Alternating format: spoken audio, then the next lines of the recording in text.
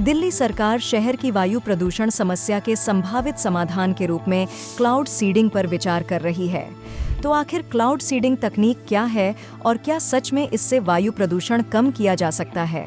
आइए जानते हैं। क्लाउड सीडिंग तकनीक में प्रदूषित वायु कणों को धोने के लिए कृत्रिम वर्षा का प्रयोग किया जाता है।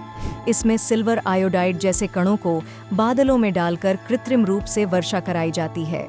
ये कण नाभिक के रूप में कार्य करते हैं, जिनके चारों ओर नमी संघनित होकर अंततः वर्षा की बूंदें बनती हैं। इस विधि द्वारा सर्दियों में वायु गुणवत्ता खराब होने पर दिल्ली जैसे शहरों की मदद की जा सकती है। हालांकि क्लाउड सीडिंग के लिए सही समय और प्रभावी परिस्थितियों की आवश्यकता होती है।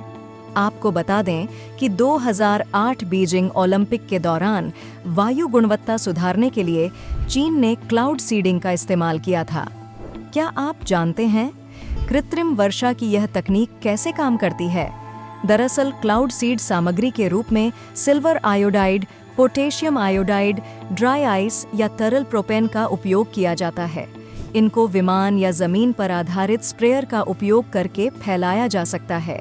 ये कण पानी की बूंदों के संघनन को प्रोत्साहित करते हैं, जिससे वे बारिश के रूप में गिरने के लिए पर्याप्त भारी हो जाते हैं।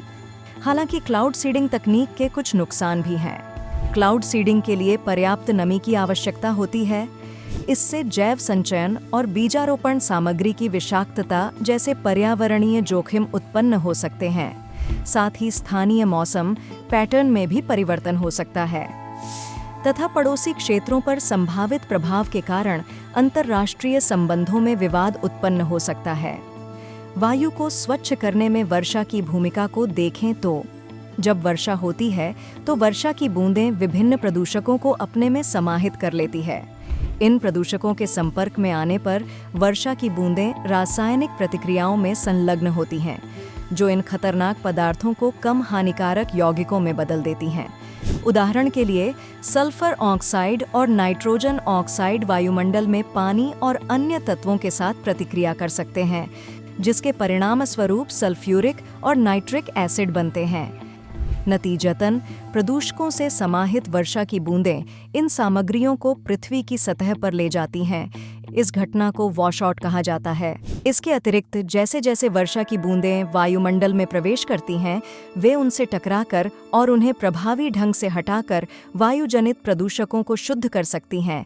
इस प्रक्रिया को स्क्रबिंग कहा जाता है।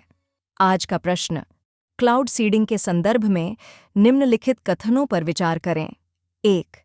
यह एक मौसम संशोधन तकनीक है जो बादलों में सूक्ष्म कणों को समाहित करके बारिश उत्पन्न करने की क्षमता में सुधार करती है।